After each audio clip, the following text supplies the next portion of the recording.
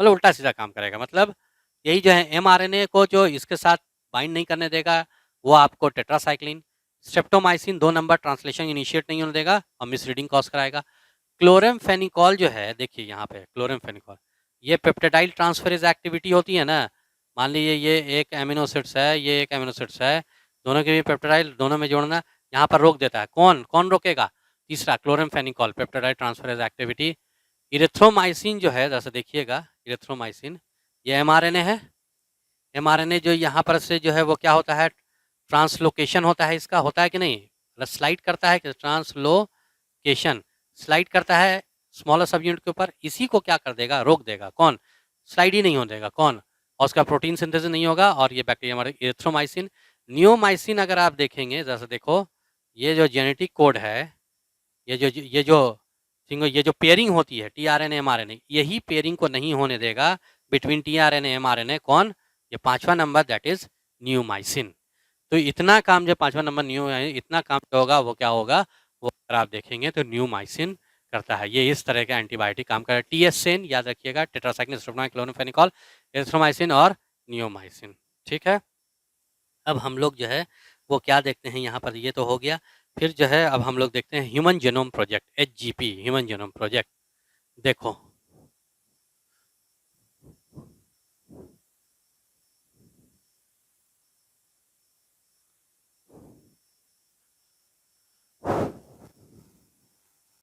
ठीक है, अब हम लोग जरा सा देखेंगे ह्यूमन जेनोम प्रोजेक्ट और डीएनए फिंगरप्रिंटिंग। ठीक है, ये ह्यूमन जेनोम प्रोजेक्ट क्या है? ह्यूमन का जेनोम प्रोजेक्ट, ह्यूमन का जेनोम पे प्रोजेक्ट कर रहे हैं, किया है हम लोगों ने। ठीक है, जब से देखिए दो चीज़ जब से हुई है, एक तो अगर आप देखेंगे कि जब से जेनेटिक इंजीनियरिंग का स्टैब्लिशमेंट हुआ, जब से स्टैब्लिशमेंट जेनेटिक इंजीनियरिंग, ठीक है, जब से जेनेटिक इंजीनियरिंग का स्टैब्लिश हुआ है and simple and fast technique आई है। ठीक है, जेनेटिक इंजीनियरिंग स्टैब्लिशमेंट से क्या है, किसी भी पीस ऑफ डीएनए को आप किसी भी ऑर्गेनिज्म से बाहर निकाल सकते हैं और उसका आइसोलेट कर सकते हैं और उसका जितना चाहे क्लोन बना सकते हैं। ठीक है, तो जेनेटिक इंजीनियरिंग के स्टैब्लिशमेंट की वजह से किसी भी पीस ऑफ डीएनए को हम उसके बॉडी से हम आइसोलेट कर सकते हैं। आइसोलेट करने के बाद उसका जितना क्लोन चाहें उसका बना सकते हैं, उसकी कॉपी बना सकते हैं। सिंपल एंड फास्ट टेक्निक से क्या हुआ है कि ये जो डीएनए है उसका हम लोग, ठीक है, सीक्वेंस, ठीक है, हम जो बेस का जो सीक्वेंस है, ठीक है, बेस का जो सीक्वेंस है उसको हम लोग क्या कर सकते हैं, डिटरमाइन कर सकते हैं। ठीक है, कोई भी डीएनए का जो बेस का सीक्वेंस है डिटरमाइन कर सकते हैं। तो ये दो चीज़ की वजह से याद रखिएगा, एक तो जेनेटिक इंजीनियरिंग के एस्टेब्लिशमेंट की वजह से सिंपल एंड फास्ट टेक्निक जो हमारे पास है, ठीक है, वो DNA sequencer, automated DNA sequencer जो, ठीक है, फ्रिजिट फ्रिजिट ने बनाया था। ठीक है, वो फ्रिजिट नहीं नहीं भाई, वो जो है बता रहे हैं। ठीक है, तो वो उसके वजह से जो है इन दोनों के वजह से एक बहुत ही एम्बिशियस प्रोडक्ट 1990 में, एक बहुत ही एम्बिशियस प्रोडक्ट जो है वो स्टार्ट हुआ था 1990 में, जिसको हम लोग क्या बोलते हैं, जिसको हम लोग ह्यूमन जेनोम प्रोजेक्ट करते हैं 1990 में। ठीक है, बहुत एम्बिशियस प्रोडक्ट भी था, बहुत बड़ा प्रोजेक्ट भी था। ठीक है, तो कैसे हमको इसमें क्या क्या, देखो ह्यूमन जेनोम प्रोजेक्ट में हम लोग क्या पढ़ेंगे, सबसे पहले तो इसका गोल पढ़ेंगे, गोल के बाद जो है मेथोडोलॉजीज पढ़ेंगे, मेथोडोलॉजीज के बाद जो है फिर प्रोसीज्योर पढ़ेंगे, प्रोसीज्योर के बाद फिर प्रोसीज्योर पढ़ेंगे, प्रोसीज्योर के बाद फिर इनका सेलियन फीचर्स पढ़ेंगे। क्या पढ़ेंगे? सेलियन फीचर्स। ठीक है, तो देखिए, ठीक है, सबसे पहले जो है 1990 में ये काफ़ी बड़ा मेगा प्रोजेक्ट था। ठीक है, इसमें इसको जो है US department of energy and national institute of health, ये दोनों जो है यूएस का ही जो है वो एक फंक्शनरी थी या कह लीजिए मिनिस्ट्री थी। ठीक है, यूएस डिपार्टमेंट ऑफ एनर्जी, ठीक है, and national institute of health. ठीक है, इन्होंने मिल करके 1919 में जो है वो 13 साल का प्रोजेक्ट था। ठीक है, ये 13 साल का प्रोजेक्ट था, बहुत बड़ा प्रोजेक्ट था। इसको स्टार्ट किया था और ये आप समझ जाइए कि इसमें जो है, ये आप समझ जाइए कि इसमें और जैसे कि शुरुआत में इसके साथ यूएस डिपार्टमेंट जी और नेशनल इंस्टीट्यूट ऑफ हेल्थ के साथ, ठीक है, यूके का जो ग्रुप है, ठीक है, वो भी साथ था, लेकिन बाद में वो हट गया था। हालाँकि बहुत तरह के इनपुट्स, जैसे कि साइंटिस्ट, जैसे कि आपको बहुत सारे साइंटिस्ट, बहुत सारा फाइनेंशियल हेल्प, या फिर जो है बहुत सारे नॉलेज, ठीक है, ये सब भी जो है वो दूसरे कंट्री से जो है इनपुट किया गया था, ठीक है। जैसे आपको चाइना से इनपुट किया गया था, जापान ने बहुत कुछ इसमें कंट्रीब्यूट किया, ठीक है, अपना नॉलेज कंट्रीब्यूट किया, ठीक है। इन लोगों ने जापान का नॉलेज लिया, इन लोगों ने जर्मनी का नॉलेज लिया, फ्रांस का नॉलेज लिया, इन लोगों ने चाइना के हेल्प ली, तो बहुत सारी चीज़ों की जो है क्या हुआ, हेल्प लिया इन लोगों ने, ठीक है। ये सब मेनली यही 4 कंट्री से ये हेल्प लिया गया था। और आप देखेंगे काफ़ी जो है वो बड़ा प्रोजेक्ट था ये। और आप बस यही समझ सकते हैं कि ये ये एक मतलब आप समझ लीजिए कि इस सीक्वेंस को ये प्रोजेक्ट क्या था कि ह्यूमन के जो जीनोम में जो भी बेस का जो सीक्वेंस है, उसको क्या करना, पता लगाना, उसको डिटरमाइन करना कि भाई ए यहाँ पर क्या है, अगर ए है, ए के बाद क्या है, जी है, सी, जी, टी, ये सब यही सीक्वेंस को क्या करना था, डिटरमाइन भी करना था, और साथ-साथ जो है वो हर एक जीन को जो है वो आइडेंटिफाई भी करना, पूरे एक जो जीनोम में जितना भी जीन रहता है, तो यही सीक्वेंस डिटरमाइन करना। आप बस यही समझ लीजिए कि अगर जो डेटा हमारे पास आया ह्यूमन जीनोम प्रोजेक्ट करने के बाद, वो डेटा इतना ज़्यादा था कि उस डेटा को अगर हम लोग मैनुअली किताब में लिखें ना, उस डेटा को अगर हम लोग मैनुअली किताब कोई जो है वो अगर मान लीजिए कोई किताब में स्टोर करना चाहें, कोई बुक में स्टोर करना चाहें, तो हमको 3000 किताबों की ज़रूरत पड़ेगी, और वो हर एक किताब, हर एक नोटबुक जो होगी वो 1000 पेजेस की होगी, और उसके हर एक पेज में 1000 लेटर्स जो है वो प्रेजेंट रहेगा। हर एक नोटबुक में अगर आप देखेंगे 1000 लेटर जो है वो प्रेजेंट, हर एक नोटबुक में 1000 लेटर्स जो है वो प्रेजेंट रहेगा हर एक नोटबुक में। और फिर अगर आप देखें 1000 लेटर्स जो है वो प्रेजेंट रहेगा, और वो 1000 पेजेस की रहेगी, और 3000, ठीक है, वो बुक्स की जो है वो ज़रूरत पड़ेगी। काफ़ी बड़ा है, लेकिन उसकी हम लोगों ने यूज़ किया डेटा स्टोरेज के लिए, जो है हम लोगों ने कंप्यूटेशनल, ठीक है, high speed computational devices use किया था, ठीक है, डेटा स्टोरेज के लिए हाई स्पीड, ठीक है, कंप्यूटेशनल, ठीक है, हाई स्पीड कंप्यूटेशनल डिवाइसेस, ठीक है, हाई स्पीड कंप्यूटेशनल जो है वो हम लोगों ने डिवाइसेस यूज़ किया था, किसके लिए, डेटा स्टोरेज के लिए, डेटा रिट्राइवल के लिए, मतलब कहीं से भी डेटा निकाल लें, डेटा को स्टोर भी करें, बहुत बड़ा डेटा है, कहीं जहाँ से डेटा चाहें वहीं से निकालें, data retrieval and data analysis के लिए, ठीक है, वो हम लोगों ने हाई स्पीड कंप्यूटर ये वो यूज़ किया था, ठीक है। अब हम लोग देखते हैं इनका जो है वो गोल क्या था, क्या मकसद था ये करने का। मकसद ये था कि जितने भी जीन्स हैं पूरा ह्यूमन जीनोम में, ठीक है, यानी कि ह्यूमन जीनोम मतलब 1 से लेकर के 23 में जितने भी जीन हैं, इसमें भी वही जीन रहेंगे। ये तो अलग-अलग जीन पढ़ने की ज़रूरत नहीं है, क्योंकि जीन तो सेम रहता है, एलील अलग हो सकता है। तो जितने भी जीन हैं, ठीक है, वो ए ए ए एक ह्यूमन जीनोम में वो सबको क्या करना, आइडेंटिफ़ाई करना। अच्छा, जो भी बेस का सीक्वेंस है, सबको क्या करना, ठीक है, वो जितना भी सबको सारे जीन को क्या करना, आइडेंटिफ़ाई करना, ठीक है, जीन को आइडेंटिफ़ाई करना, और डिटरमाइन करना, किस चीज़ को डिटरमाइन करना, ठीक है, बेस सीक्वेंस को, ठीक है। अगर आप देखेंगे बेस सीक्वेंस को क्या कर लेना, ठीक है, बेस सीक्वेंस को हम लोग को क्या करना, वो डिटरमाइन करना, ठीक है, बेस सीक्वेंस को क्या करना है, वो डिटरमाइन करना, आइडेंटिफाई करना, जीन को आइडेंटिफाई करना, ठीक है, बेस सीक्वेंस को जो है वो क्या करना, वो जो है वो डिटरमाइन करना, साथ साथ store this information in database, जो इंफॉर्मेशन हमारे पास आएगी उसको फेंक नहीं देना, उसको डेटाबेस में स्टोर करना, हाई स्पीड कंप्यूटेशनल डिवाइसेस में स्टोर करना, ताकि रिट्राइवल और एनालिसिस कर सकें। एंड ठीक है, improve tool for data analysis, ठीक है, जैसे कि हाई स्पीड कंप्यूटर डिवाइसेस में उसको स्टोर करना और फिर रिट्राइव करना, साथ साथ डेटा एनालिसिस, जो जो डेटा हमारे पास आया है उसका अचार नहीं डालेंगे, उसको एनालिसिस करेंगे, उससे कुछ फायदा किया जा हो सके हम लोगों को, ठीक है, उसको क्या करना, ठीक है, मतलब टूल को, मतलब अच्छा-अच्छा जो है वो सॉफ्टवेयर बनाएँगे, अच्छा-अच्छा जो है वो हम एप्लीकेशन बनाएँगे, और भी बहुत सारी चीज़ें, बहुत सारा टूल, नया-नया टूल डेवलप करेंगे, ताकि उस डेटा को अच्छे से एनालिसिस किया जा सके, ठीक है। Improve tool for data analysis and transfer related technology to other sector like industries. अगर मान लीजिए कुछ हमको ऐसा कुछ डेटा के बारे में पता चला कि यहाँ पर ये सीक्वेंस से जो है वो डिजीज़ होती है, और फिर इस सीक्वेंस में अगर ये वाला केमिकल दिया जाए तो ये ठीक हो सकती है।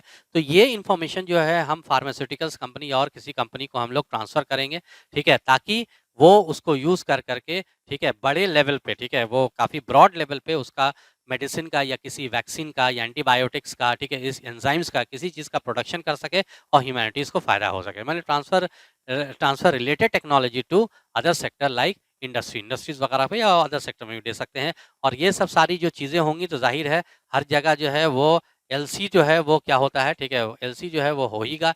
एलसी कहने का मतलब जो है ethical, legal and social issues जो है वो उठेंगे, ठीक है, किसी के भावनाओं को ठेस पहुंचेगी तो किसी को कुछ होगी, ठीक है, ये सब जो है होता ही रहता है, ठीक है। तो एलसीज जो है वो, ठीक है, एलसीज जो है वो आपको ethical, legal and social issues मतलब को एड्रेस करने के लिए, उसको एड्रेस करने के लिए ये जो ह्यूमन जीनोम प्रोजेक्ट के बाद मतलब उसको एड्रेस किया जाएगा।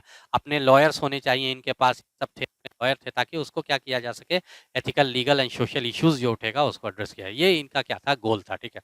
गोल मतलब ओवरऑल कह लीजिए कि ह्यूमन जीनोम प्रोजेक्ट इसलिए किया जा रहा था कि ताकि जो है ह्यूमन जीनोम प्रोजेक्ट इसलिए किया जाता है, मेनली उसका मकसद क्या है, देखो बायोलॉजी सबसे बड़ा हमको फायदा हुई, ह्यूमन हेल्थ एंड डिजीज में बायोलॉजी में सबसे बड़ा फायदा हुआ। तो हम लोगों ने कोशिश किया ये कि हम जीनोम, अपना जीनोम जो है वो स्टडी करके, ठीक है, किसी डिजीज को होने ही नहीं दें। और अगर मान लीजिए कोई डिजीज अगर हो जाती है तो अर्ली डायग्नोसिस करें, और अगर मान लीजिए अर्ली डायग्नोसिस भी नहीं होता है तो फिर जो है उसका, ठीक है, लेट डायग्नोसिस भी अगर हो पाता है तो उसकी जो है कुछ मतलब उसका कुछ ट्रीटमेंट निकाल सकें। मेन मकसद वही था। नहीं था, इसके साथ-साथ भी जो है हम लोगों ने सिर्फ़ अपना ही एक जीनोम पे प्रोजेक्ट नहीं किया, अपने जीनोम को उसके जीन्स को आइडेंटिफ़ाई या बेस सीक्वेंस डिटरमाइन नहीं किया, बल्कि ठीक है, कुछ और भी ऑर्गेनिज़्म को किया, ठीक है। जैसे बैक्टीरिया के भी, ठीक है, बैक्टीरिया के भी बेस के सीक्वेंस को या उनके जीन को भी आइडेंटिफ़ाई किया था, उनके बेस के सीक्वेंस डिटरमाइन किया, बैक्टीरिया के, यीस्ट के, ड्रोसोफिला के, जिसको आप फ्रूट फ्लाई कहते हैं, ड्रोसोफिला के, या जो है वो अगर कुछ प्लांट्स में भी अगर हो सकता है, ठीक है।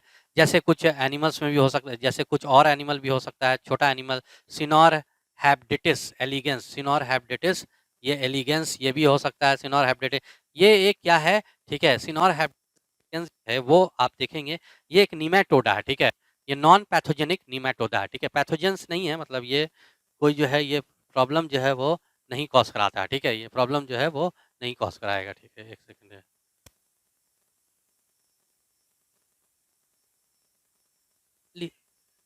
ठीक है, हाँ, तो ये क्या कॉज़ कराता है, ठीक है, सिनोर हैबिटेंस एलिकेंस जो है, वो अगर आप देखेंगे, ठीक है, ये नॉन पैथोजेनिक मैटोडा है, ठीक है। प्लांट्स भी जो है, जैसे अगर आप देखेंगे, राइस हो सकता है, अरेबिडोप्सिस, ठीक है, अरेबी अरे अरेबी अरेबिडोप्सिस, ठीक है, अरेबिडोप्सिस, ये सब का जो है हम लोगों ने जीनोम को जो है वो स्टडी किया था। आखिर कब से जो है वो हम लोगों को बैक्टीरिया से और यीस्ट से जो है या ड्रोसोफिला से इतनी जो है वो प्यार या मोहब्बत उमड़ गई कि जो है अरे मेरा बैक्टीरिया बेटा इसको ठीक करेंगे, इसको भी बीमारी हो गई है, ठीक है। तो ऐसा तो कुछ नहीं था, बैक्टीरिया का हमको इलाज तो करना नहीं था। बैक्टीरिया वगैरह ईस्ट वगैरह का हम लोगों ने क्यों किया, या फिर राइस का अरेबिडोप्सिस का हम लोगों ने क्यों किया?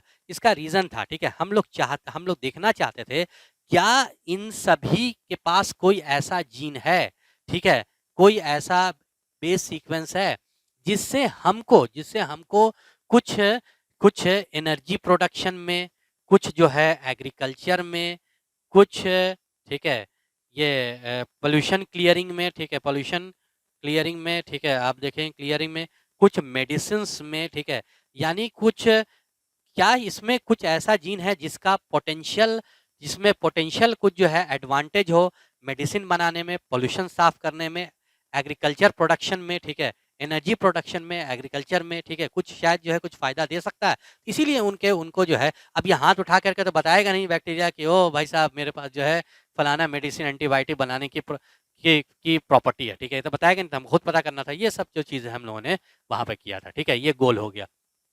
गोल के बाद अब आता है इसकी मेथोडोलॉजी, ठीक है, कैसे किया था? 2 तरह से किया था हम लोगों ने। एक तो जो है वो हम लोगों ने किया था सीक्वेंस एनोटेशन, ठीक है, एक था सीक्वेंस एनोटेशन, ठीक है, और दूसरा था सीक्वेंस एनोटेशन, और दूसरा था एक्सप्रेस सीक्वेंस टैग्स, ठीक है, एक्सप्रेस्ड, ठीक है, या इधर लिख देते ईएसटी, एक्सप्रेस सीक्वेंस टैग्स, ठीक है, टैग्स, ठीक है, एक्सप्रेस सीक्वेंस। देखो ये पहला देखो क्या किया, एक्सप्रेस सीक्वेंस, जो सीक्वेंस जो एक्सप्रेस हो रहा था, ठीक है, जो सीक्वेंस जो एक्सप्रेस यानी कि जो सीक्वेंस जीन था, जीन कौन एक्सप्रेस होता है, जीन ही एक्सप्रेस होता है ना, है जीन में भी सिस्टोन, ठीक है, मेनली जो है जो, हालांकि इसमें और भी बहुत सारी जो चीजें होते हैं, अगर आप देखेंगे इसमें रिपीटेटिव सीक्वेंस भी होता है, इसमें जो बल्क जो डीएनए बल्क जो सीक्वेंस हो या जो मेजर जो सीक्वेंस होता है वो नॉन एक्सप्रेसिबल होता है, ठीक है, तो हमको उससे मतलब नहीं है, हमने सिर्फ वो सीक्वेंस को, ठीक है, वो टैग किया, पता किया, आइडेंटिफाई किया, ठीक है, कि वो क्या फंक्शन कर रहा है, जो एक्सप्रेसिबल था, जो कैसा था, एक्सप्रेसिबल, एक्सप्रेस सीक्वेंस टैग, ठीक है। दूसरा क्या था, सीक्वेंस है ना, ये थोड़ा सा ब्लाइंड अप्रोच था। पहले हम लोगों ने क्या किया, पूरा जो है उसके सीक्वेंस को पता कर लिया, and later assigning different function with their different region with their function, later assigning, ठीक है, different region with their function, later assigning different region with their function. क्या बोला गया भाई, सीक्वेंस एनोटेशन, ठीक है, ठीक है। वो पहले तो पूरा को क्या कर लिया गया, हम लोगों ने पूरा को जो है वो एक्सप्रेस कर लिया, पूरे को, ठीक है, पूरा का सीक्वेंस डिटरमाइन कर लिया, ठीक है। बाद में डिफरेंट डिफरेंट रीजन को, जो जो मतलब ये region later assign with their function, ये वाला रीजन है, जैसे इसको बताया बताया कि भाई देखो ये कोई एक्सप्रेस नहीं हो रहा है, ये वाला रीजन एक्सप्रेस हो रहा है, जीन की तरह का क्या चीज का एक्सप्रेशन दे रहा है, ठीक है, हाँ भाई ये उस चीज का एक्सप्रेशन दे रहा है। तो ये सीक्वेंस एनोटेशन है, ठीक है, ये थोड़ा सा ब्लाइंड अप्रोच है, ठीक है, पहले पूरा ये कर लिया, वो थोड़ा सा एक्सप्रेसिंग, थोड़ा सा स्मार्ट अप्रोच है, ठीक है। ये दो तरह से कर सकते हैं। अच्छा, प्रोसीजर देखिए ये कैसे किया हम लोगों ने, ठीक है। देखिए सबसे पहले जो है किसी भी, जैसे बैक्टीरिया का किया था, ठीक है, तो मान लीजिए बैक्टीरिया का पहले जो है वो हमने पूरा जो है वो जीन जो है वो पूरा डीएनए आइसोलेट कर लिया, जेनेटिक इंजीनियरिंग कर सकते हैं, क्लोन भी बना लिया बहुत सारा, या डैमेज मतलब अगर डैमेज हो भी गया तो उसमें क्लोन कर लिया। उसके बाद जो है इसको, ठीक है, इसमें रिस्ट्रिक्शन एंडोन्यूक्लियस डाल दिया, तो रिस्ट्रिक्शन एंडोन्यूक्लियस जो है इसको छोटे छोटे, ठीक है, टुकड़ों में जो है वो क्या कर दिया, उसको तोड़ दिया, ठीक है, वो छोटे छोटे इसको क्या कर दिया, टुकड़ों में जो है उसने उसको तोड़ दिया, ठीक है, छोटे छोटे टुकड़ों में, रिस्ट्रिक्शन एंडोन्यूक्लियस छोटे छोटे टुकड़ों में ये टूट गया। टूटने के बाद इसका, ठीक है, या तो आप पहले भी बना सकते हैं, या फिर इसका एक कॉपी नंबर जो है वो और जो है बहुत सारा कॉपी करके रख लेंगे। कैसे कॉपी करेंगे भाई, ठीक है, तो इसको हम लोग ऐसा करते हैं, इसको किसी बैक्टीरिया में डाल देंगे, ये और अच्छे से पता चलेगा, बायोटेक्नोलॉजी और रिवाइज हो जाएगा। तब वैसे आप लोग जान ही रहे, पढ़ चुके ही हैं। इसको किसी वेक्टर के साथ जोड़ देंगे, अगर हमको बैक्टीरिया में डालना है तो बैक्टीरियल आर्टिफिशियल क्रोमोसोम के साथ जोड़ देंगे, ईस्ट में अगर डालना है तो ईस्ट आर्टिफिशियल क्रोमोसोम के साथ जोड़ देंगे, ये वेक्टर के साथ जोड़ करके बैक्टीरिया में डाल देंगे, और बैक्टीरिया में डाल करके इनकी क्या कर लेंगे, क्लोनिंग कर लेंगे, बहुत नंबर जो है वो बढ़ा लेंगे, नंबर बढ़ा करके जो है फिर बाहर निकालेंगे, ठीक है, बाहर निकालेंगे।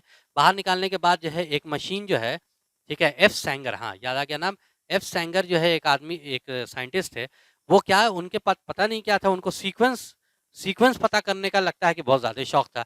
उन्होंने ही, एफ सैंगर नहीं ने अमीनो एसिड्स का सीक्वेंस जो है वो पता करने के लिए वो मशीन जो है वो डेवलप की थी। इन्होंने जो है वो एक मशीन डेवलप की है, ऑटोमेटिक डीएनए सीक्वेंसर, ठीक है, ऑटोमेटिक डीएनए सीक्वेंसर जो है वो डीएनए का क्या क्या बेस का सीक्वेंस है वो पता कर लेंगे। लेकिन आप बहुत बड़ा डीएनए जो है वो क्या है इसमें नहीं डाल सकते हैं, इसको छोटे छोटे टुकड़ों में क्या कर दिया गया है, वो तोड़ दिया गया है छोटे छोटे टुकड़ों में, और तोड़ने के बाद जो है फिर, ठीक है, क्योंकि टेक्निकल लिमिटेशन है, आप बहुत बड़ा डीएनए देंगे तो वो नहीं पता कर पाएगा, ठीक है, छोटे छोटे टुकड़ों में जो है वो तोड़ दिया, तोड़ने के बाद इसमें डाल दिया, और फिर ये कंप्यूटर स्क्रीन पे ये जो है इसका सीक्वेंस जो है सारे टुकड़ों का सीक्वेंस जो है वो बताता, ये प्रिंट करता चला जाता है, ठीक है। लेकिन सवाल ये है कि आखिर ये कैसे पता चलेगा, मान लीजिए ये बहुत बड़ा कोई डीएनए है, इसका 3 टुकड़ा तोड़ा, 1 2 और 3, तो भाई ये कैसे पता चलेगा ये पहला, ये दूसरा, ये तीसरा है। यहाँ पर ओवरलैपिंग सीक्वेंस होता है, ओवरलैपिंग सीक्वेंस होता है, जैसा यहाँ से कटिंग होगा ना वैसे ही यहाँ से स्टार्टिंग होगा इसका, ये जिसका लास्ट पॉइंट इसका है।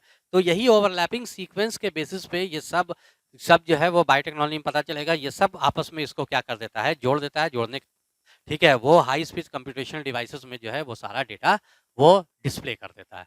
तो ये इस तरह से होगा, ठीक है, ये ऐसे होगा। उसके बाद फिर हम लोग देखते हैं, ठीक है, सेलियन फीचर्स क्या था इसका, क्या क्या हमको बातें पता चली।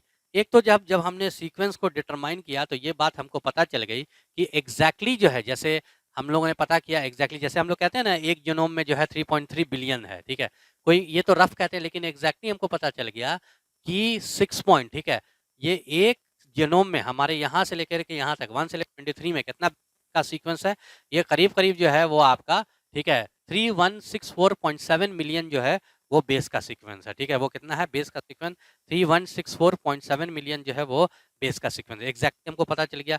हालांकि ऑलमोस्ट जो है 3.3 बिलियन के अराउंड में आया है, 3164 ऑलमोस्ट जो है उसको बिलियन कन्वर्ट 7 बिलियन आ जाएगा, ऑलमोस्ट वही है, ठीक है। अच्छा, ये इतना हमको पता चल गया। उसके बाद हमको ये पता चल गया, अच्छा एक डिटरमाइन कर लिया हमने बेस सीक्वेंस को, ठीक है। दूसरा जो है जीन को भी आइडेंटिफाई करना था। तो हमको ये पता चला कि हमारे अंदर जो है वो करीब 30,000 पूरे जीनोम में यहाँ से लेकर के यहाँ तक 30,000 जीन है। अब ये मत बोल दीजिएगा कि 2 जीनोम रहता है तो 60,000 जीन नहीं होगा, 30 जीन होगा, ठीक है। एलिल्स डबल हो जाएगा, ठीक है। तो 30,000 जीन होता है। पहले लोग जो है कोई बोलते थे 80,000 जीन है, कोई बोलता था 1,60,000 जीन है, 1,40,000 जीन है, कोई कोई कुछ बोल रहा है। लेकिन अब पता चल गया कि 30,000 हमारे अंदर ऐसा कैरेक्टर है जो जो किससे कंट्रोल होता है, ठीक है, जो हमारा जीन से कंट्रोल होता है, ठीक है। यानी 30,000 हमारे अंदर जीन है। एक जीन का अगर आप देखेंगे, एक जीन का है, जैसे हमने यहाँ पे मान लो ये जीन बनाया, तो ये जीन में कितना सीक्वेंस बना है, 1 2 3 4 और ये 5 नहीं होता है। एक जीन में एज एन एवरेज जो है 3,000, ठीक है, बेसिस रहता है, ठीक है। एज एन एवरेज कितना रहेगा, 3,000 बेसिस रहता है। हालांकि ये काफ़ी जो है वेरिएबल है, ठीक है, काफ़ी वेरिएबल नंबर है। एवरेज ज़्यादातर देखा है कि अराउंड ज़्यादातर जीन में तो 3,000 बेस पेयर्स रहते हैं, लेकिन ये काफ़ी वेरिएबल है। जैसे डिस्ट्रोफिन का जीन अगर आप देखेंगे, एनसीईआरटी में आपका दिया हुआ है, एक जीन 2.4 मिलियन बेसिस का बना रहता है, बेस पेयर्स का बना रहता है। डिस्ट्रोफिन का जीन मसल्स कॉन्ट्रैक्शन वगैरह में जो है वो यूज़ होता है, ठीक है। तो डिस्ट्रोफिन का जीन जो है वो अगर आप देखेंगे, एक जीन 2.4 मिलियन बेस पेयर्स का रहता है। ऐसे जो है एवरेज जो है वो 3,000 बेस पेयर का ये बना रहता है, 3,000 ज़्यादातर जो रहते हैं, ठीक है, 3,000। अच्छा, उसमें देखिएगा कि अब अच्छा एक क्रोमोसोम पे कितने, एक क्रोमोसोम पे क्या एक ही जीन रहेगा? अरे नहीं भाई, एक क्रोमोसोम पे जो है वो बहुत सारा 1 2 3 बहुत सारा जो है एक क्रोमोसोम पे जीन रहता है। एक क्रोमोसोम पे अगर आप देखेंगे बहुत सारा जीन रहता है। आप देखेंगे जैसे क्रोमोसोम नंबर 1 जो है, क्रोमोसोम नंबर 1 ये सबसे बड़ा क्रोमोसोम है। इस पे 2968, ठीक है, क्या रहेगा, 2968 जीन रहता है। क्रोमोसोम नंबर वाई जो है, ठीक है, यहाँ पे सबसे क्रोमोसोम जैसे कोई मेल है, सबसे लास्ट वाला एक्स और यहाँ पे क्या रहता है, वाई रहता है। ये वाला जो रहता है इसमें सबसे कम जीन रहता है 231। तो क्रोमोसोम नंबर 1 में अगर देखेंगे 2968 रहेगा, तो क्रोमोसोम नंबर वाई में अगर देखेंगे 231 जो है वो प्रेजेंट रहता है। 231 जो है क्रोमोसोम नंबर वाई में प्रेजेंट रहेगा। क्रोमोसोम नंबर एक्स 1 में 2968 रहेगा। सबसे लास्ट में यही डिस्कवर्ड, क्योंकि सबसे बड़ा था। मई 1990 में स्टार्ट हुआ था, 2013 तक खत्म करने की बात थी। 13 साल का प्रोजेक्ट था, लेकिन 3 साल और लग गया था, ठीक है। सबसे लास्ट में मई 2016 में क्रोमोसोम नंबर 1 ही जो है वो डिटेक्ट हुआ था, 2968 होता था, ठीक है, 3,000 बेसिस। उसके बाद अगर आप देखेंगे 3,000 बेसिस, ठीक है, ये हो सकता है। अच्छा, फिर अगर आप देखेंगे मेजॉरिटी ऑफ पार्ट अगर आप देखते हैं, ठीक है, कोई भी जीनोम का कोई भी जीन, कोई भी क्रोमोसोम है, मेजॉरिटी ऑफ पार्ट जो रहता है वो नॉन एक्सप्रेसिबल होता है, ठीक है। मेजॉरिटी ऑफ पार्ट मतलब वो एक्सप्रेस नहीं होता है, ठीक है, मेजॉरिटी पार्ट। यानी 98% पार्ट पूरे जीनोम का वो नॉन एक्सप्रेसिबल रहता है। सिर्फ 2% पार्ट जो होता है वो एक्सप्रेसिबल होता है, यानी जीन की तरह काम करता है, सिर्फ 2% पार्ट। और उसमें भी कौन सा जीन कौन से कैरेक्टर को कंट्रोल कर रहा है, कौन सा जीन किस कैरेक्टर के लिए है, टॉल के लिए है, हाइट के लिए है, या हाइट के लिए है, कलर बॉडी कलर के हेयर स्टाइल के लिए है, वो सिर्फ हम लोग कितना जानते हैं, 50%, ठीक है। यानी टोटल जितना भी जीन है, ठीक है, 2% वो अगर आप समझ लीजिए कि वो एक्सप्रेसिबल होता है, ठीक है। और वो भी 2%, यानी 30,000 जो जीन है उसमें से 15,000 जीन का हम लोग फंक्शन जानते हैं कि कौन से जीन कौन से कैरेक्टर को कंट्रोल कर रहा है, ठीक है। 50%, ठीक है, ये हो गया आपको क्या, 50%, ये हम लोग देखेंगे। अच्छा, आप देखेंगे कि पूरे इंसान जितना भी एक, जैसे मान लीजिए एक स्पीशीज जैसे इंसान है, इंसान का 99.9% जो सीक्वेंस होता है वो क्या होता है, सेम होता है। सिर्फ 99.9% सीक्वेंस जो है वो क्या रहेगा, सेम रहेगा। सिर्फ 0.1% जो रहता है वो क्या रहता है, डिफरेंट रहता है, 0.1%। उसमें एक्सप्रेसिबल भी आ सकते हैं, नॉन एक्सप्रेसिबल भी आ सकते हैं, ठीक है। यानी कि नॉन एक्सप्रेसिबल में भी डिफरेंसेस है, एक्सप्रेसिबल में डिफरेंस है। 0.1% जो है एक्सप्रेसिबल है और 99.9% जो है वो क्या हो जाता है, नॉन एक्सप्रेसिबल हो जाता है, ठीक है। एक तो ये हो जाएगा। उसके बाद अगर आप देखेंगे 99.9%, 0.1% जो है एक्सप्रेसिबल है, ठीक है। अच्छा, उसके बाद अगर आप देखते हैं कि एक और चीज़ होती है जिसको रिपीटेटिव सीक्वेंस कहते हैं, ठीक है। क्या कहते हैं हम लोग इसको, रिपीटेटिव सीक्वेंस कहेंगे, ठीक है। ये क्या होता है भाई रिपीटेटिव सीक्वेंस? देखो, जैसे कुछ रिपीटेटिव सीक्वेंस जो है, कुछ ऐसे सीक्वेंस होते हैं, मान लीजिए जैसे ये देख लीजिए एटीजीसी, ठीक है। ये एटीजीसी मान लो बार बार कई बार ये एटीजीसी जो है ना वो कई बार रिपीट होता है, ठीक है, कई बार। कुछ उसी को रिपीटेटिव सीक्वेंस कहते हैं। हालांकि अगर आप देखिएगा उसी को रिपीटेटिव सीक्वेंस कहते हैं। ये रिपीटेटिव सीक्वेंस एक्सप्रेसिबल नहीं होता है, एक्सप्रेस नहीं होता है रिपीटेटिव सीक्वेंस। तो इसका फायदा देखो, हम लोग रिपीटेटिव सीक्वेंस को इसलिए पता किया, बहुत रिपीटेटिव सीक्वेंस होता है। एक हाईली रिपीटेटिव होता है, जैसे एटीजीसी है, मान लीजिए बार बार आएगा, हर कोई देर के बाद, हर कोई देर के बाद, हर कोई देर। और एक रिपीटेटिव मॉडरेटली होता है, जैसे मान लीजिए एटीजीसी है रिपीटेटिव, एटीजीसी, फिर पहले क्रोमोसोम में, पहले क्रोमोसोम, फिर थर्ड क्रोमोसोम में, फिर सेवन्थ क्रोमोसोम में, ये मॉडरेटली और है हाईली रिपीटेटिव। तो ये जो हो जाएगा वो क्या हो जाएगा, तुम्हारा रिपीटेटिव सीक्वेंस जो होगा वो क्या हो जाएगा, ठीक है, हाईली रिपीटेटिव हो भी हो सकता है।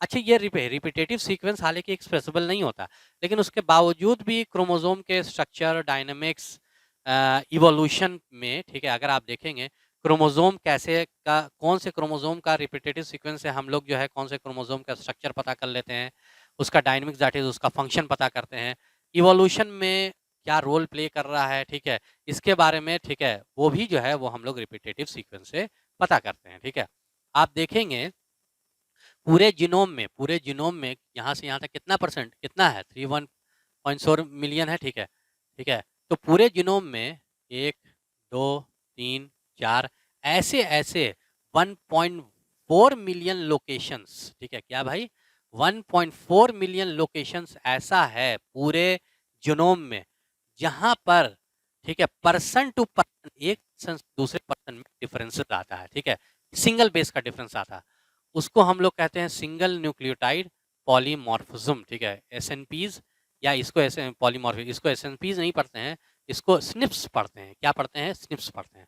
ऐसे सिंगल न्यूक्लियोटाइड ऐसा ऐसा जहां पर एक पर्सन का, और यही जो जगह है, यही जो 1.4 मिलियन लोकेशन जहां पर्सन टू पर्सन जो है एक एक न्यूक्लियोटाइड का फर्क आएगा। ठीक है, एक एक न्यूक्लियोटाइड, यही जो है डिजीज एसोसिएटेड सीक्वेंस है।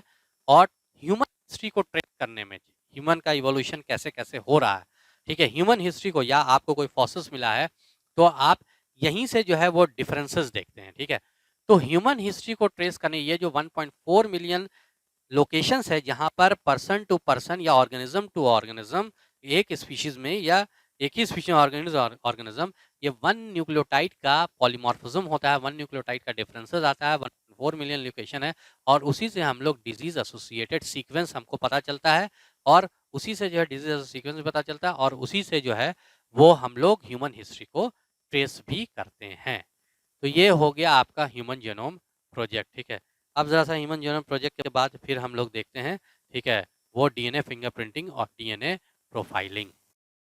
हाँ, अब हम लोग जो है वो आगे देखते हैं कि अभी तक तो है हम लोग डीएनए फिंगरप्रिंटिंग या डीएनए प्रोफाइलिंग पढ़ेंगे। ह्यूमन जेनोम प्रोजेक्ट पढ़ लिया, डीएनए फिंगर प्रिंटिंग या DNA profiling, DNA profiling, DNA fingerprinting या डीएनए प्रोफाइलिंग कहते हैं। देखिए, सबसे पहले जो है ये कोड याद रखिएगा, आप लोगों को पहले बताया था।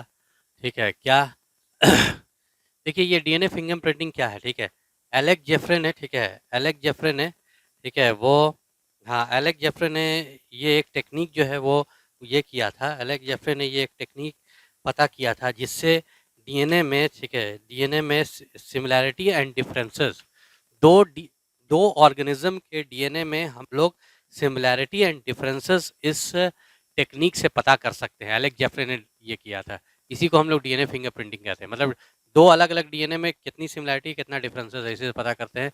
एक कोड याद रखिएगा, वीपी, ठीक है, वीपी एस एस सी पीच, ये बताया था ना। ठीक है, सबसे पहला ये क्या होगा, वी क्या हो जाएगा, इसको कहेंगे VNTR, variable number tandem repeat. ठीक है, वेरिएबल नंबर टैंडम रिपीट क्या होता है, इसको हम आगे बताते हैं आपको।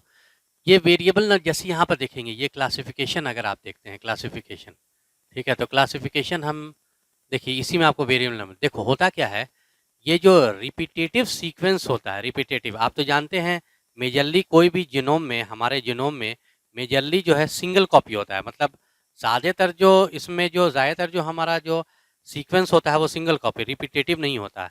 लेकिन कुछ क्या होते हैं, ठीक है, और जो एक्सप्रेसिबल है वो तो हमेशा सिंगल कॉपी होगा, कभी रिपीटेटिव नहीं होगा।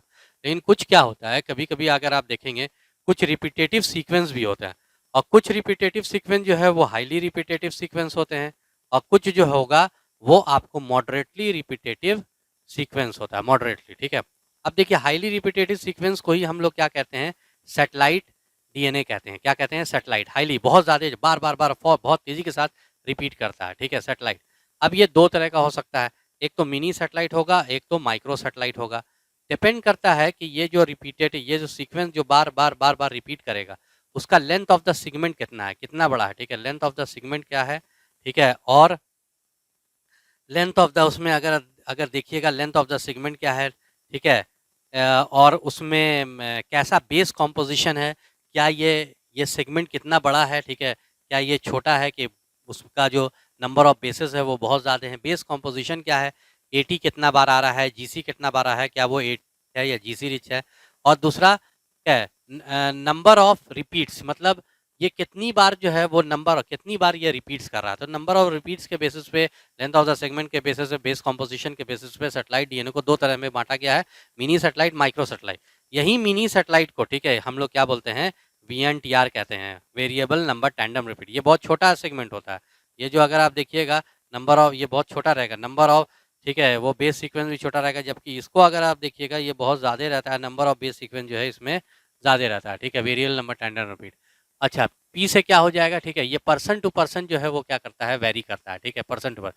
जैसे देखिए यहाँ पर रिपीटेटिव सीक्वेंस को हमने कितना बनाया, ठीक है, हमने जो है इसको, ठीक है, कितना बनाया है, ठीक है, 1 2 3 4 5, लेकिन 5 का नहीं होता।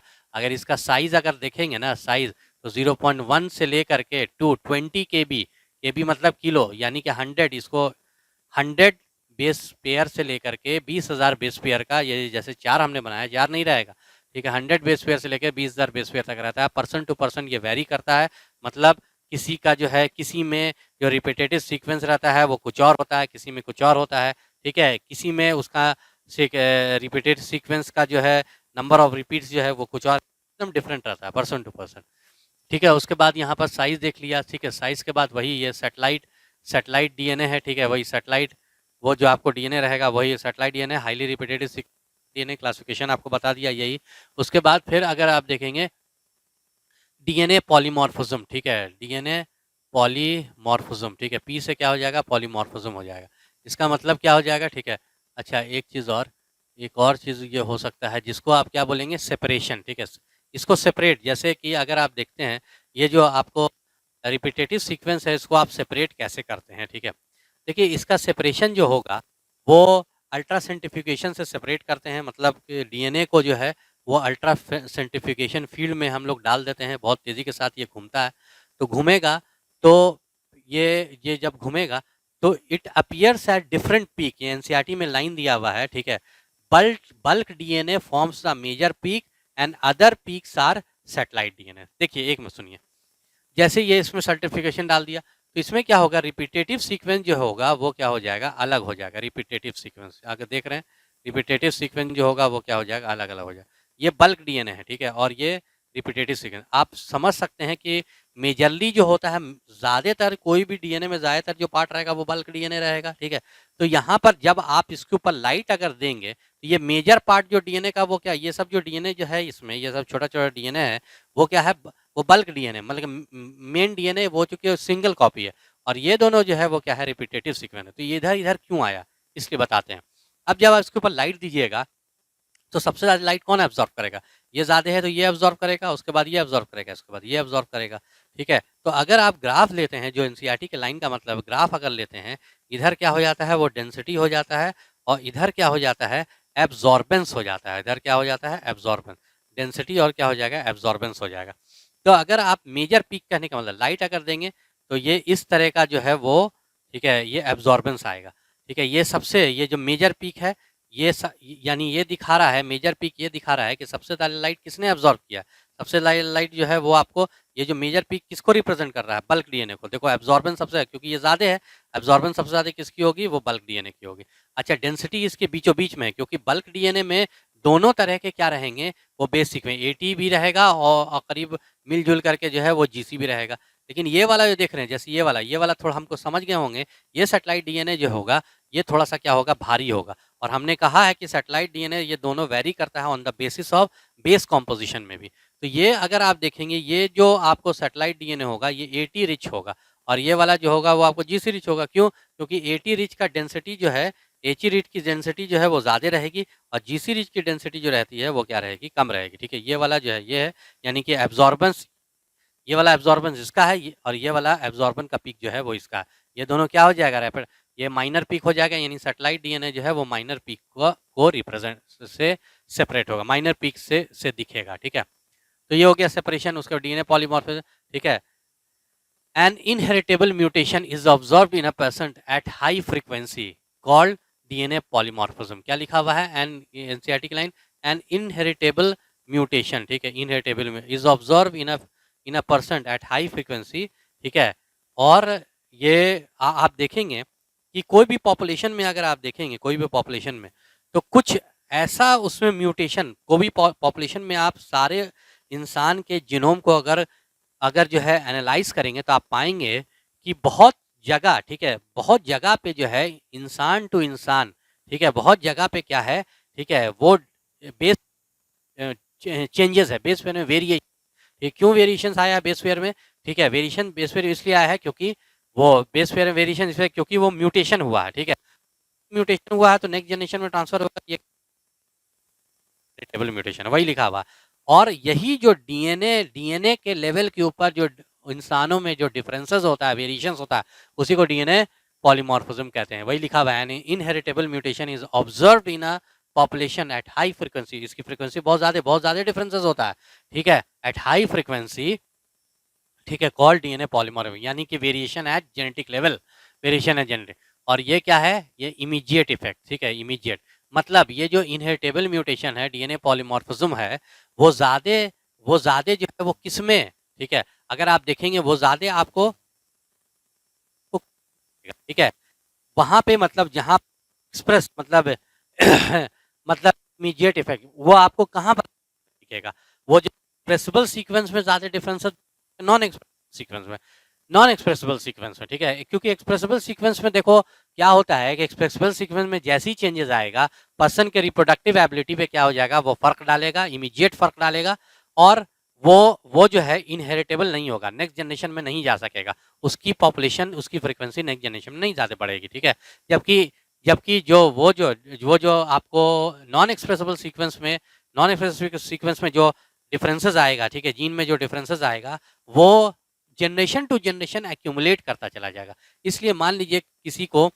को चेंजेस आए, नॉन एक्सप्रेसिबल सीक्वेंस में चेंजेस आया कोई पर्सन को, ठीक है, कोई पॉपुलेशन में, ठीक है, ये मान लीजिए कोई पॉपुलेशन नॉन एक्सप्रेसिबल, तो हर ये इसका नेक्स्ट जनरेशन, इसका नेक्स्ट जनरेशन, तो हर जनरेशन में क्या होगा, वो नॉन एक्सप्रेसिबल सीक्वेंस में वेरिएशन आते चले जाएंगे। हर जनरेशन में देखो यहाँ 3 वेरिएशन, यहाँ वेरिएशन, तो ये उसके अंदर जमा होता चला जाएगा ये वेरिएशन, क्योंकि नॉन एक्सप्रेसिबल सीक्वेंस है। और यही अगर एक्सप्रेसिबल सीक्वेंस में अगर आ जाए, ये अगर वेरिएशन एक्सप्रेसिबल सीक्वेंस में, मान लो किसी पॉपुलेशन में किसी इंसान को, ठीक है, ऐसा चेंजेस आया कि उसको सिंग निकल गई, सिंग निकल गई, ठीक है, तो क्या होगा, सिंग निकल गई तो आप देखिए कैसे उसके रिप्रोडक्टिव एबिलिटी में फर्क है। रिप्रोडक्टिव एबिलिटी मतलब पॉपुलेशन इंक्रीज करने की एबिलिटी, तो इसकी पॉपुलेशन इंक्रीज तो होगी नहीं, बहुत ज्यादा, इसलिए नहीं इंक्रीज होगी। एक तो सबसे पहली बात, नॉर्मल सी बात देखिए, एक तो पहली बात जो है, ठीक है, इससे कोई शादी उदी तो करेगा नहीं, ठीक है, शादी नहीं करेगा, जाहिर है, बताइए आप ही को जो है वो बोला जाए कि भाई सिंग वाला लड़का से रिश्ता देखे हैं या सिंग वाली लड़की से ये रिश्ता देखे हैं, तो आप लोग करिएगा नहीं करिएगा, जाहिर है उसको भी शादी में दिक्कत होगी। ठीक है, और लोगों को पता तो चल ही जाएगा, नहीं भी पता चलेगा तब भी पे जो है, तो उसका जनरेशन जो है आगे नहीं बढ़ेगा। तो ये वाला उसके अंदर जो जीन है, जो सिंग वाला जीन है, जो एक्सप्रेसिबल सीक्वेंस में है, तो वो नेक्स्ट जनरेशन में ज्यादा नहीं जा पाएगा। ठीक है, नेक्स्ट जनरेशन। और ये तो नॉन एक्सप्रेसिबल सीक्वेंस में क्या है, वो तो छुपा हुआ है। ठीक है, छुपा हुआ, अगर मान लीजिए एक्सप्रेसिबल सीक्वेंस में कुछ और चेंजेस आ गए, मान लीजिए कि कुछ ऐसा चेंजेस आया, ठीक है, कि मतलब हार्ट में प्रॉब्लम आ गई, लिम्स में प्रॉब्लम आ गई, तो जाहिर है उसकी पॉपुलेशन, वो पॉपुलेशन जो रहे उसका जो ऑस्प्रिंग होगा वो जाहिर है वो कम रहेगा, क्योंकि एबनॉर्मल है वो। तो नेक्स्ट जनरेशन में इसकी फ्रीक्वेंसी, इमीडिएट चेंजेस की फ्रीक्वेंसी जो है वो कम हो जाएगी, जबकि नॉन नॉन एक्सप्रेसिबल सीक्वेंस में ये जो है वो बढ़ती चली जाती है, क्योंकि पता नहीं चलता। ठीक है, और वही लिखा हुआ है, जी से क्या होगा, जनरेशन टू जनरेशन जो है वो, ठीक है, वो अक्यूमुलेट करता चला जाएगा, और एक बार इतना ज़्यादा चेंजेस आ जाएगा, ठीक है, ये चेंजेस आते आते इतना ज़्यादा चेंजेस आ जाएगा कि अब आप इसको क्या बोलेंगे कि ये इसको आप नई पॉपुलेशन कहेंगे। क्या कहेंगे इसको आप, नई पॉपुलेशन कहेंगे। ठीक है, तो ये हो गया आपको, ठीक है, यही है डीएनए फिंगरप्रिंटिंग, डीएनए प्रोफाइलिंग। ठीक है, अच्छा, स्टेप्स ऑफ डीएनए फिंगरप्रिंटिंग हम लोग कैसे करेंगे, स्टेप्स कैसे करेंगे।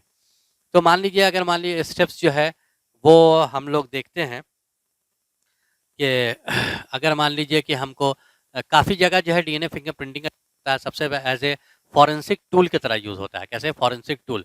जैसे मर्डर के केस में, रेप के केस में, पैटर्निटी टेस्ट कोई क्लेम कर रहा है कि ठीक है मेरा ठीक है मेरे फादर वो हैं या मेरी मदर भी वो हैं प्रॉपर्टी लेने के लिए, तो वहाँ पर जो इसको टेस्ट किया जा सकता है फॉरेंसिक टूल की तरह। मर्डर, रेप्स, ठीक है, इसके केस में, पैटर्निटी टेस्ट के केस में, या फिर जेनेटिक डिजीज चेक करने के लिए phylogenetic status of the man, man का क्या फाइलोजेनेटिक स्टेटस है, कौन उससे कौन कौन उस मैन से जो है कौन ज़्यादा करीब है।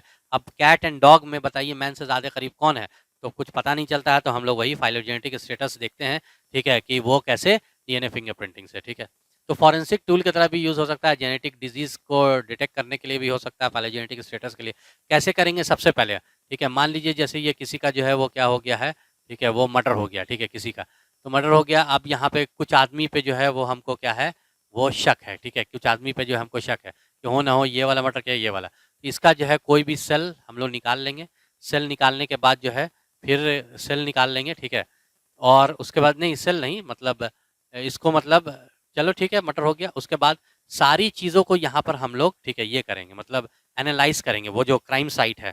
कुछ तो मिलेगा, ठीक है, हमको कुछ हेयर फॉलिकल्स मिलेगा, कुछ ब्लड स्टेन मिलेगा, स्पर्म मिलेगा, सलाइवा मिलेगा, स्पर्म सेल मिलेगा, सलाइवा का सेल मिलेगा, हेयर फॉलिकल्स का सेल मिलेगा, स्किन सेल मिलेगा, कुछ तो हमको मिलेगा। तो मान लीजिए जो है वो क्या मिला, उस जगह से जो हमको ये वाला एक सेल मिला, ठीक है, ये वाला अगर सेल मिला, यहाँ से जो है वो हम लोग स्टेप्स पहला क्या करेंगे, डीएनए को आइसोलेट कर लेंगे। डीएनए को आइसोलेट कर लिया, आइसोलेट करने के बाद फिर इसका जो है आइसोलेट करने के बाद फिर इसमें रेस्ट्रिक्शन एंडोन्यूक्लियस डालेंगे, ठीक है, इसमें जो है रेस्ट्रिक्शन एंडोन्यूक्लियस डालेंगे, इसको छोटे छोटे टुकड़ों में इसको काट काट लेंगे, मतलब फ्रैगमेंट्स में काट लेंगे। फ्रैगमेंट्स में काट लेने के बाद जो है अच्छा रहेगा पीसीआर करके, पॉलीमरेज चेन रिएक्शन कर करके इनका नंबर जो है वो क्या कर लें, हम लोग बढ़ा लें, ठीक है, एनहेंस कर लें पॉलीमरेज चेन रिएक्शन, ठीक है, इससे बढ़ जाता है, नंबर बढ़ गया, बहुत सारा नंबर बढ़ गया, क्योंकि भाई आई नहीं तो अगर ये सब जो है सबूत तो मिट ही जाता है। नंबर बढ़ा करके इसको स्टोर कर लिया। उसके बाद फिर जो है फिर इसको ठीक है स्टोर कर लिया, फिर इसको जो जो फ्रैगमेंट्स है इसको जो है वो हम लोग जेल इलेक्ट्रोफोरेसिस करते हैं। वो ये सब आगे पता चलेगा आपको, ऐसे जानते आगे क्या मतलब जानते तो खैर यहीं बसरी भैया ने करा। जेल इलेक्ट्रोफोरेसिस कहेंगे, यहाँ पर सैंपल वेल होता है, यहाँ पर क्या करेंगे, सैंपल वेल कहेंगे, ठीक है, सैंपल वेल। उसके बाद सैंपल वेल में इसको जो है हम लोग डाल देंगे। यहाँ पर जो है वो बैंड्स आएगा, ठीक है, क्या आएगा, बैंड्स आएगा, ठीक है, आप देखेंगे। और वो बैंड जो है वो येलो रंग का होगा या ऑरेंज रंग का, वो क्या होगा, वो बैंड होगा, ठीक है। और उसके बाद जो है फिर इससे ठीक है, इससे जो है सेम वही प्रोसेस करेंगे, इसका भी सेल लेंगे, आइसोलेशन करेंगे, रेस्ट्रिक्शन पीसीआर इसका जो है वो ले लेंगे पीसीआर से, और उसके बाद फिर इसके भी सेगमेंट को जो है फिर हम लोग जो है वो यहाँ पर डालेंगे, ठीक है, इसके भी सेगमेंट को। तो हम लोग जब इसके सेगमेंट को यहाँ पर डालते हैं, ठीक है, तो हम लोग इसके सेगमेंट को यहाँ पर डालेंगे, तो फिर देखो ये क्या होगा, ठीक है, ये अगर आप देखते हैं, मान लीजिए जो बैंड्स, मतलब कि ये जो बैंड्स है ये डीएनए है, ये सब डीएनए है, ठीक है। मान लीजिए सबसे यहाँ पर जो रहेगा वो सबसे छोटे साइज का डीएनए रहेगा, यहाँ पर थोड़े बड़े साइज का, ये वाला थोड़े बड़े साइज का डीएनए का सेगमेंट, ये सबसे बड़े साइज का डीएनए का सेगमेंट, ठीक है। तो यहाँ पर इसका जो बैंड आया ना, ठीक है, वो थोड़ा सा डिफरेंट तरह का हुआ, यानी कि ये वाला जो सेल है जो क्राइम साइट से जो हमको मिला है, ठीक है, क्राइम साइट से जो सेल मिला, क्या उस आदमी का है? नहीं, उस आदमी का नहीं। इसका फिर लेते हैं, ठीक है, इसका सेम टू सेम जो है इसका वही बैंड, यही बैंड आता है, ठीक है, इसका वही बैंड एकदम सेम वैसे ही आता है। हम लोग समझ जाएंगे कि यही इसी का सेल था। इससे पूछेंगे, हाँ बाबू वहाँ 6 दिसंबर की रात को 12 बजे तुम वहाँ क्या करे? बोले कि हाँ हम तो नहीं गए थे, ठीक है।